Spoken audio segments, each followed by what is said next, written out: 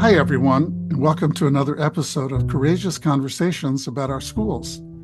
I'm your host, Ken Feudernick, and today is October 25th, 2024, and it's just 11 days before what promises to be one of the closest and most consequential presidential elections in our lifetime. If you're listening to this podcast 30, 40 years from now, I'll just remind you that at the top of the ballot is former President Donald Trump and the current Vice President Kamala Harris. In a recent survey conducted by the weekly publication Edweek, most teachers have not been talking about the presidential election in their classrooms. Some of those teachers who participated in the survey acknowledged that politics was simply unrelated to their subject areas, but others said it was because of the possibility of parent complaints. 19% of the people in the survey said it was because, quote, they didn't believe their students can discuss this topic with one another in a respectful manner. It would seem like schools would be the perfect place for students to talk about and learn about the election and to use their critical thinking skills to analyze and talk with each other about what the candidates are saying, and to be able to distinguish between credible information they see on the internet from the misinformation that we all know is rampant. I would like to think these skills would also serve them well after the election, when there's sure to be protests and claims and counterclaims about election fraud and tampering. So today, my guests and I are going to be speaking about whether the fact that many teachers are simply avoiding the subject is a problem, and if it is, what to do about it. So let's meet those who will be part of this conversation. First, let me welcome Chris Kuleza. Chris, say a bit about what you do and where you live. Thanks so much for having me on. So my name is Dr. Chris Kulesza. I am a scholar at the Baker Institute for Public Policy at Rice University, where I study child health and the social determinants of health in K through 12 education. And I'm also the national committeeman for Texas for the Young Republicans. Thank you so much for having me on. Yeah, great. I'm glad you're here, Chris. Next, I want to welcome Jordanis Lemma. Jordanis, so glad you could join us. You recently graduated from high school, I know, and you're now a freshman at USC in Los Angeles. Tell our listeners where you grew up and what you're studying at USC. Hi, everyone. I'm Jordanis Lemma. I currently am a freshman at USC studying history on a pre-law track.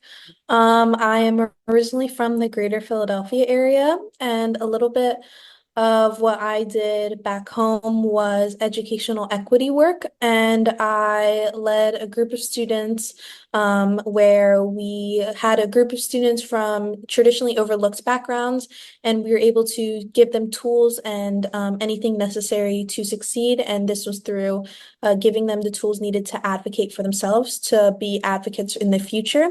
And this was through leadership trainings, racial literacy workshops, and overall just making sure that they understood what being a leader was. Great. Well, you're well suited to be weighing in on these questions for today. And next, I want to welcome Rafael Struve.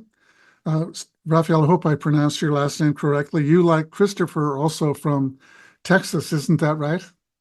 Yes, sir. That is correct. And you did, in fact, pronounce my last name correctly. So congratulations. Thank you for that. I'm sensitive to that because I get all kinds of mispronunciations of my name. I had to live with it all my life. I bet you've gotten a few yourself. Oh yeah, yes, sir, absolutely. But no harm, no foul. Not a problem in any case. I, like Chris, am based here in Houston. Like Chris, I am actually I'm a graduate of a program from Rice University from the Baker Institute where Chris actually works. And like Chris, I am also with the Texas Young Republicans. I actually serve right now as the president of the Houston chapter, so the Houston Young Republicans. Apart from that, I'm also, in terms of civic engagement, involved with an organization called Bienvenido. Bienvenido is an organization that is dedicated to amplifying Hispanic voices on the right side of the aisle, let's say, with engagement in different areas, whether they be in faith, whether they be in business, or whether they just be in civic education. Terrific. Thanks for being with us today. And finally, I'm really pleased to welcome Stephanie Shonikin. Stephanie, Dr. Shonikin, I would like you to let our listeners know about your work and where you live. Hi, I'm Stephanie Shonacon. I am the Dean of the College of Arts and Humanities and a professor of ethnomusicology at the University of Maryland. I am here not as dean, but I am here as a co-author with my dear friend Adam Seagrave, who is unfortunately not able to join us, but he and I collaborated on a book called Race and the American Story, which we produced while we were at the University of Missouri. And lots of things happened there. So, as an ethnomusicologist who studies art and culture, and then Adam as a political scientist, we collaborated on I think, an interdisciplinary project that looked at race and the American story. So, excited to be here and to talk as a scholar, not as a representative of my university. Thanks for being here, and we're sorry that your colleague Adam Seagraves couldn't be here. I'll put a link in our episode notes to the book so people, if they're interested in looking into that, they can. Okay, well, let's talk about the upcoming election and whether teachers should be talking about it with their students, not just in the remaining days before it happens, but in the coming months when things are likely to become even more contentious. And let me just go in reverse order. Stephanie, if you would just share a few thoughts about the question that I posed today. Should teachers be talking about it? And are you concerned if they're not? And do you have some thoughts about what we can do if you think that there should be more discussion and the students should be feeling a bit safer or a little bit more civil with each other when they have these conversations? Yeah, I think it's a great question. And I do feel for the teachers. I understand how difficult it is to moderate conversations in the classroom that could get contentious. I've been teaching for many, many years, and I do remember the first year I taught college and how difficult it was even then to moderate a discussion in a college class, not let alone a high school class or earlier. So I do understand that. I think what I'll say in answer to the question is that I believe it is more important for these classrooms, these teachers, and their students to understand the context for why these conversations right now are so difficult. What is the context for the quick tweets and or I don't know what you call them now. They're not tweets anymore. They're X's or something. But what is the context? What is under these very quick and polarizing declarations that make the news? Why are leaders saying these things? What is the history that leads us to this place? I think that's the most important thing. So I do think it's difficult for a teacher to talk about the elections when they're not allowed to talk about the context that leads us to this place at this time. Thank you, Stephanie. Raphael, your thoughts on this question, and are you concerned about teachers not talking about these things? I would think, given your work in civics, you have some concern about it. I do, yes. So I have not had a chance to see this sort of thing up front in recent time, but what I will say is that I did spend some time as a tutor several years ago and as early as last year. And one of the concerns that I had, yes, was when I would engage with a student of mine who was it was a history course, and I think one of the concerns that I have is sometimes you're right that there is kind of a fear of backlash when it comes to teachers trying to engage, whether it be from administrators, whether it be from parents, whether it be from students themselves. I think, as Stephanie mentioned earlier, now everything can be dissected, can be put into a viral moment, and that ends up doing more harm than good.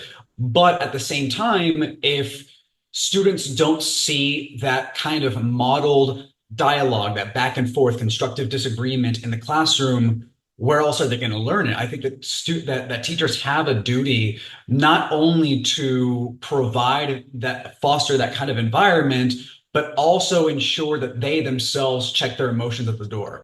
Thank you for that, Raphael. Jordanis, you're recently, as I mentioned earlier, graduated from high school. You're studying history at USC. I'm really eager to hear your thoughts on this question about teachers, in some cases, avoiding the subject altogether out of fear of backlash from parents. Yeah, so I agree with what both Stephanie and Raphael said. I think that when it's important to compare what civic dialogue looks like on social media, if you could even call it that, versus what it looks like in a classroom. And it's so important to see that on social media, we aren't able to really dissect and see the nuances between every perspective that is shown in the election. And I think on social media, we're able to make these quick points and these quick talking points that are very destructive and dangerous in many ways. And when students are seeing that, they aren't really able to understand their own view, but then at the same time, not really understand other people's perspectives and really see where they're coming from. And I think if we're able to shift that and have these civic discussions and these civic discourses in a classroom where teachers are able to facilitate and also be a part of these uncomfortable discussions, we're able to grow as individuals and see people's humanity. And that's something that is missing from social media. And students, when they're able to finally humanize other people's perspectives and see that at the end of the day, it's another person and that it's their classmate, it's their friend, it's their family, then they're able to see that it's okay to be in these discussions and it's okay to actually have them because we'll grow as individuals. And I think something that has made my perspective a little bit unique is that in high school I was able to get involved in these type of discussions and be in civic discourse and civic discussions with people who've experienced this and have already done this work, and I've been able to grow as a person because of that. And if we're able to bring conversations like this into classrooms, I think students have so much to learn, and teachers. Jordanis, I'm just curious, in your high school and university experience, you've only, been at USC a few months now, but do you generally find that students are able to feel free to express their perspectives about issues and candidates and without fear that they're going to be shamed or criticized by others? A lot of times in these situations, I feel like echo chambers can be created. And I think either whether it's a liberal perspective or a conservative perspective, these echo chambers can make it super hard for students from certain backgrounds to open up about their perspectives. And I think it's the responsibility, not completely of the teacher, but I think responsibility of administration as well to make sure that these classrooms are open spaces where multiple perspectives are allowed to be discussed. And I think in my own experience, I had one teacher in my junior year that was very open about discussing politics and current events. And there were so many people who brought up new perspectives that they had never brought up in previous classes. And it was very interesting to see how they have so much more nuanced viewpoints and so much more nuanced politics. And it's important to see that, and that teacher being able to open up the conversation and feeling comfortable in their own viewpoint, they were able to show us that it's okay to have these discussions in classrooms. Yeah, thank you for that, Jordanis. Chris, how about you? What are your thoughts about these questions? It is really unfortunate that we're not able to have these conversations as openly as we would like to during these school years, especially considering that these are very important formative years. We really want to have education not just be learning the test or learning the books, but be able to develop a whole child that wants to be an active part of the civic sphere.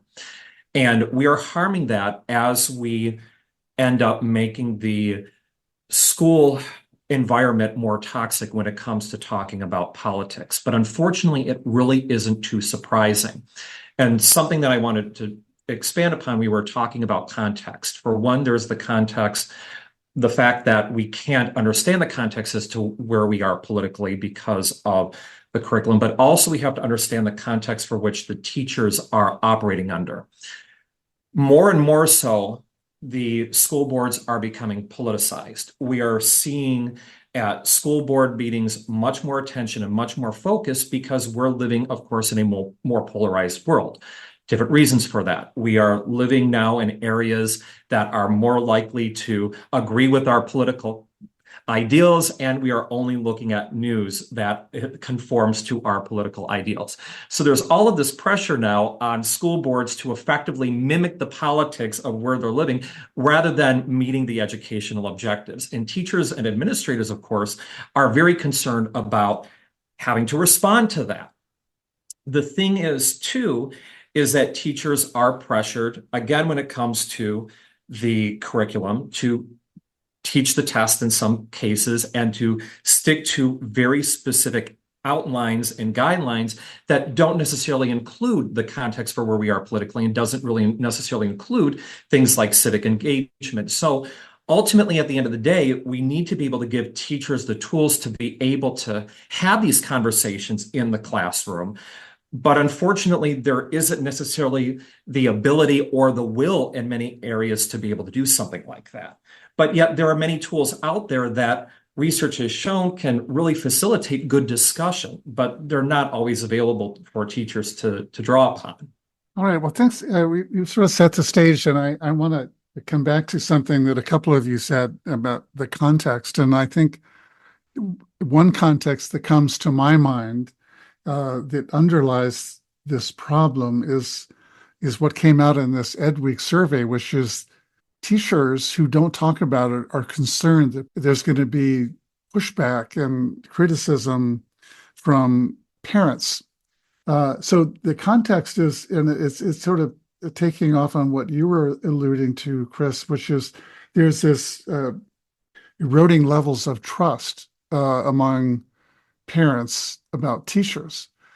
So my question to all of you is if you could imagine yourself being a high school or university history teacher or civics teacher, and you want to talk about the election, it's certainly a relevant topic. What might you do to build confidence with parents? Now, at the university level, it's very difficult. The parents really aren't in the picture like they are in high school. But in high school, if you imagine you're a high school history teacher, what do you think you could do, or a history teacher could do to sort of strengthen the levels of trust with you and the parents of your students? Oh, let me start with you, Raphael.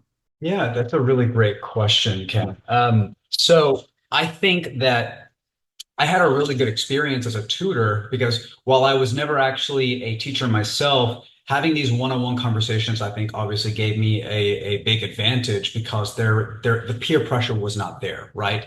I think that it was easier for me to facilitate communication in a way where I was able to very patiently foster, I think, this sort of mentality where nuances, as mentioned earlier, are appreciated, and where I'm coming in, checking my emotions at the door, checking my own biases at the door, in order to constructively speak about issues and providing two different sides of a perspective. Something that I did when I was actually a tutor, this is just my most recent example, when we had to talk about issues like gun rights, or when we had to talk about issues like the extent to which the government should have more control or exercise measures of more taxation. I would go to a website like ProPublica, which gives these issues on both, I guess, from a yes and no perspective,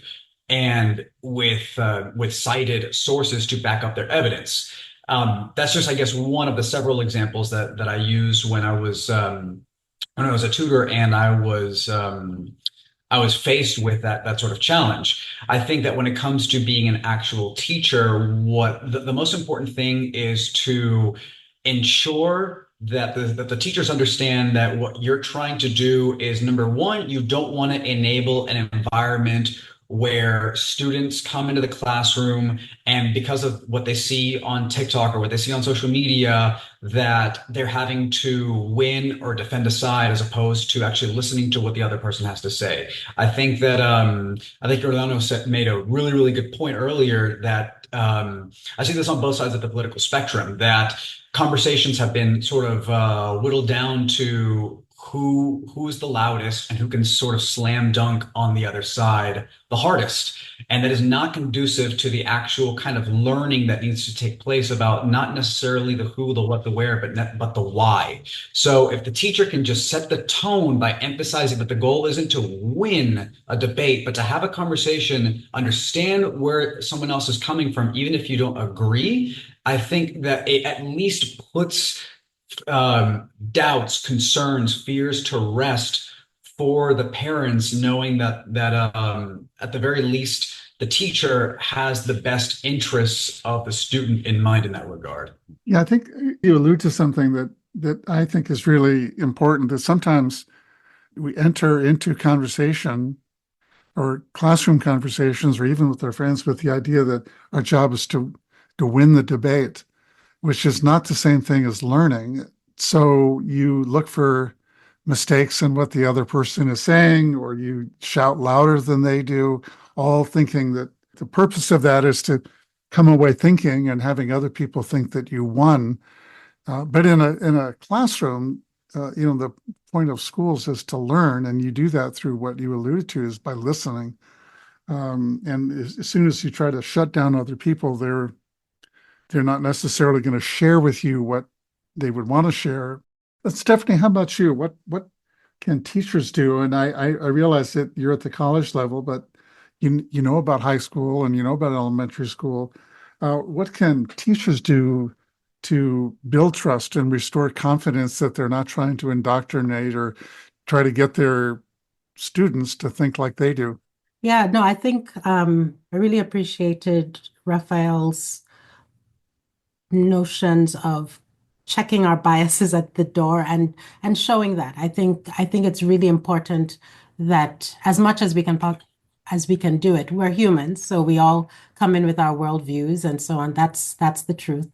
But it's our responsibility to make the effort and be intentional about putting that aside. It's something I say to all the professors here in my college, which is, our job is to teach these wonderful students who want to become great citizens of the world, and so how can we do that without bringing our own bias in? I will answer the question by using an example again from what Adam and I did at the University of Missouri. We found it was really helpful, and we became great friends and collaborators right after a significant movement at the University of Missouri in 2015. And the campus was very tense. People and their parents were very suspicious of anything that was coming out of the University of Missouri. So we created a program where students could come into a classroom and read everything, not just one side, but read primary sources that had not been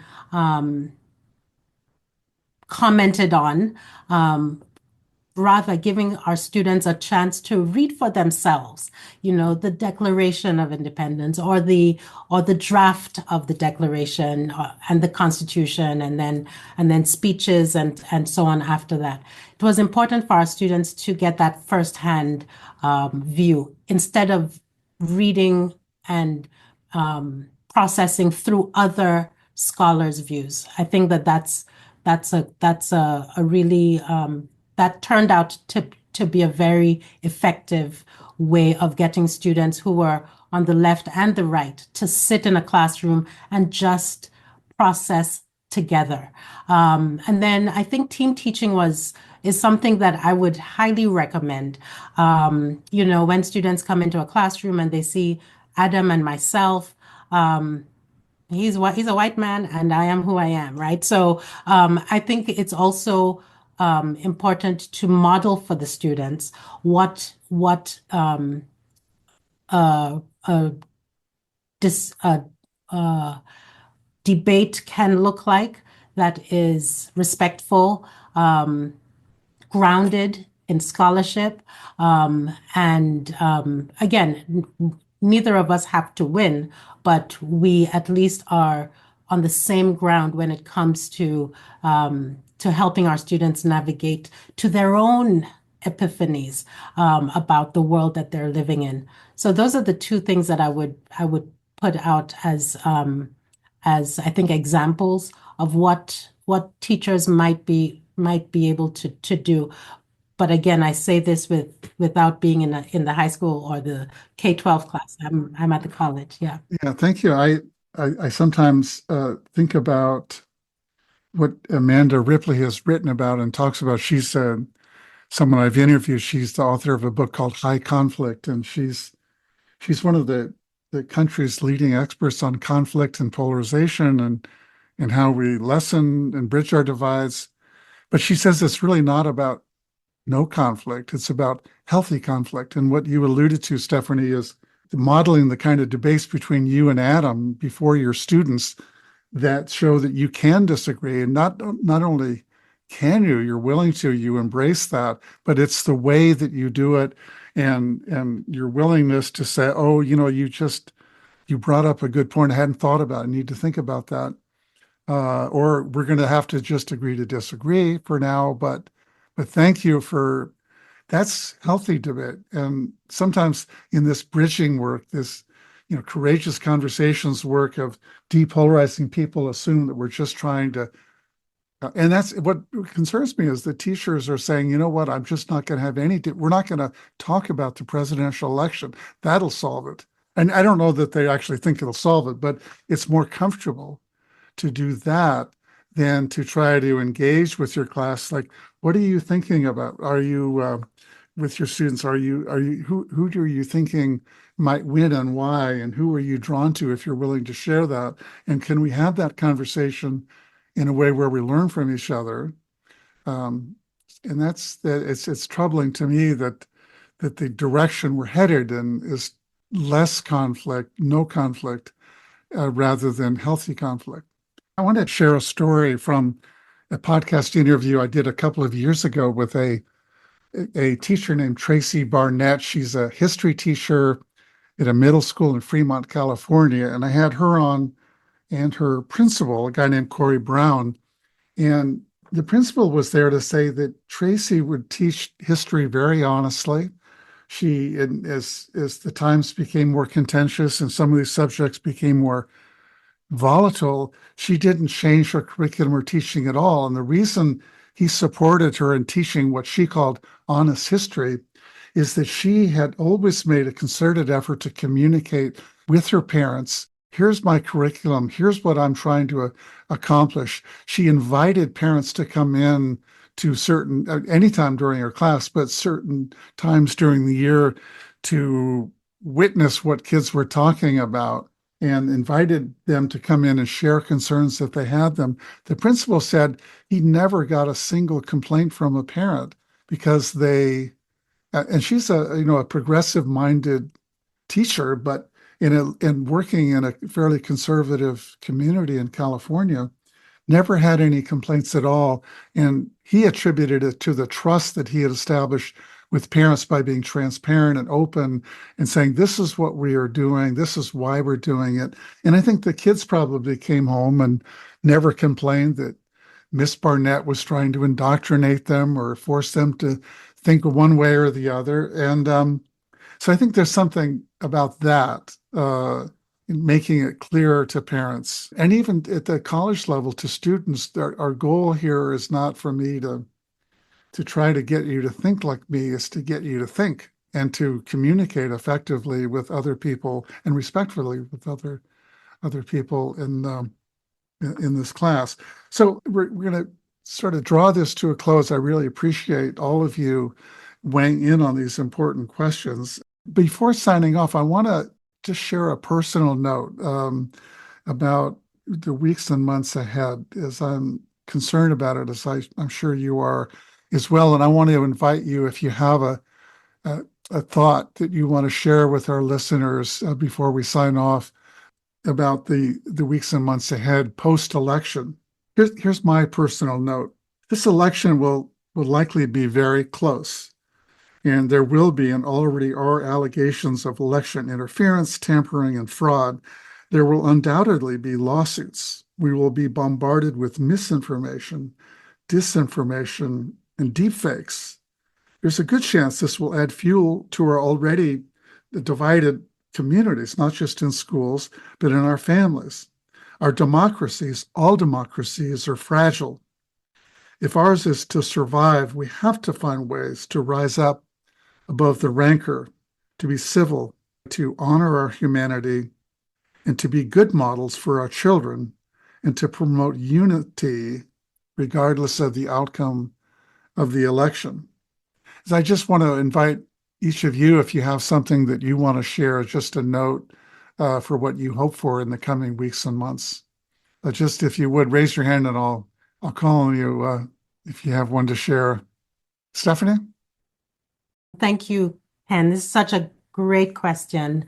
It's a hopeful one, and I appreciate that you are asking us to imagine, right, what could be. So I'll just say two quick things. One is that, as you all can tell from my accent, I'm not from around here. I've been in this country for just under 30 years, but I didn't grow up here. When I grew up across the world, on the other side of the world, we looked towards the United States as a great democracy, a place where people could go to the polls, they could vote. Those votes were hard fought for, right? There were groups of people in this country that couldn't vote for decades and centuries, and at this point, such progress that we have gotten to. So as I was growing up watching the United States, I just thought, what a great place, what a great democracy, what a great model for the rest of the world to see what democracy could look like. And so what I would say at this moment, Ken, is that the world is watching, and it's not seeing what I saw many years ago. I never, ever thought that we would get to this point. And I'm hoping that there's a way that we can turn around. And then the last thing that I will say is that a couple of weeks ago, we had one of our great alums on our campus, and that was Kermit the Frog. And you may see in that picture over there, a picture of me with Kermit. He was conceived here at the University of Maryland by Jim Henson. And as I sat on stage with Kermit, to a packed audience, there were people from across generations. There were grandparents there who were crying. There were kids there who were so excited. There were Black people, there were white people, there were immigrants, there were lots and lots of people. And I asked Kermit the same question in a different way.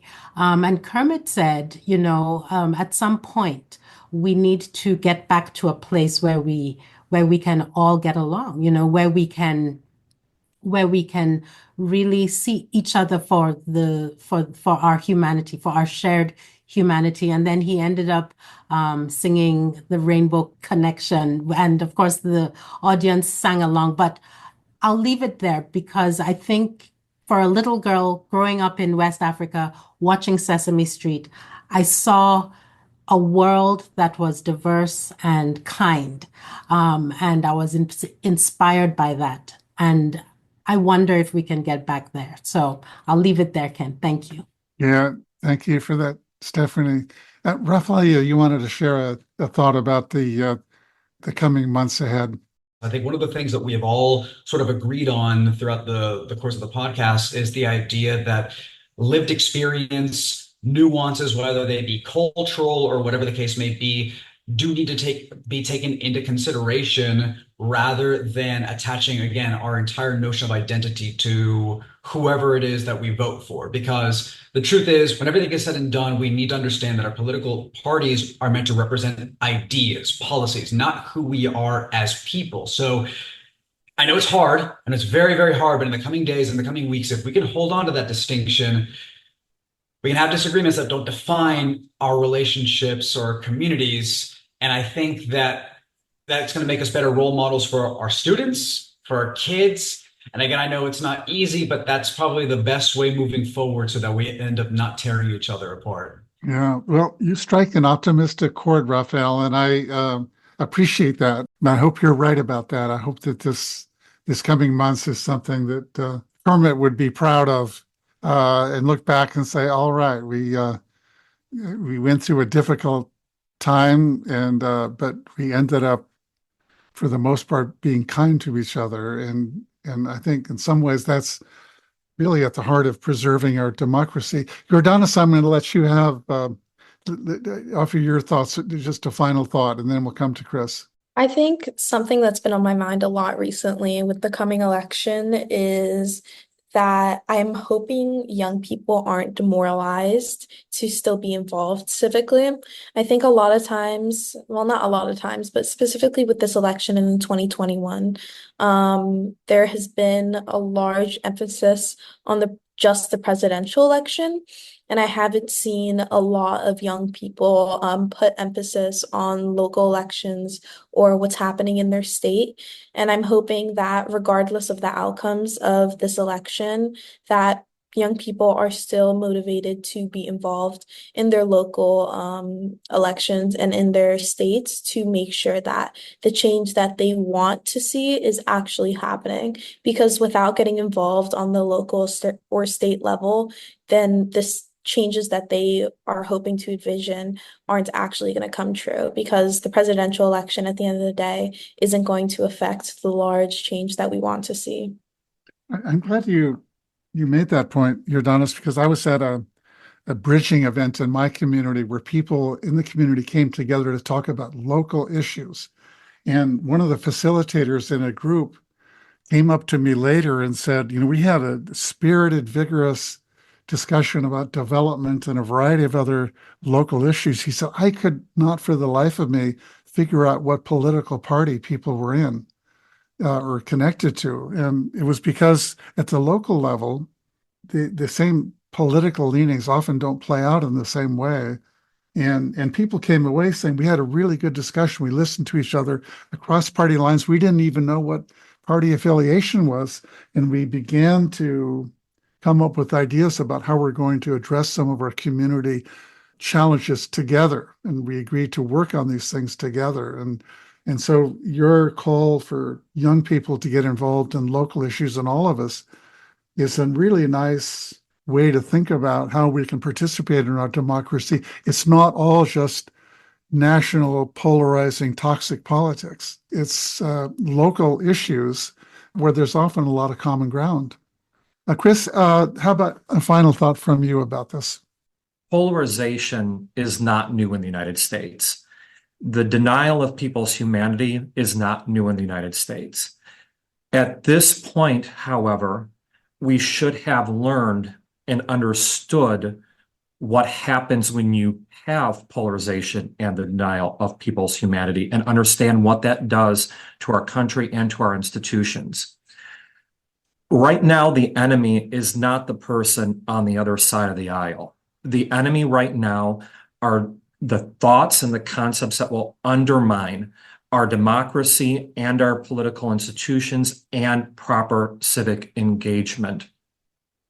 And as we look to this election, we need to understand that the undermining of those institutions are far more damaging than losing the presidency for 4 years or losing Congress for 2 years. That's temporary. But the undermining of our elections and this division could very well be permanent. And with that said, that will fundamentally undermine all of those values that we hold dear, this idea of life, liberty, no matter what side of the political aisle that you're on. So when we're understanding this election, we all need to understand the concept that we're all supposed to be in this together. We are all supposed to be one united country, one United States, or else we are unfortunately sliding towards a future that will be all the worse, and we will be betraying all of the things we claim to be fighting for. Well, Chris, with that, I think we'll leave it on that wonderful insight and a reminder.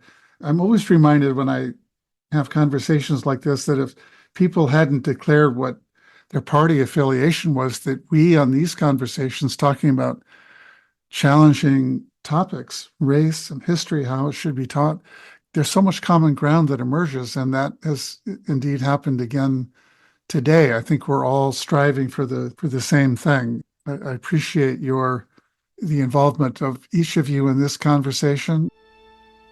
So with that, I want to thank all of our listeners for tuning in to this episode. You can find this episode and all of our episodes of Courageous Conversations about our schools at schoolconversations.org or wherever you get your podcasts. So long, everyone. Why are there so many songs about rainbows? And what's on the other side? Rainbows are visions, but only illusions.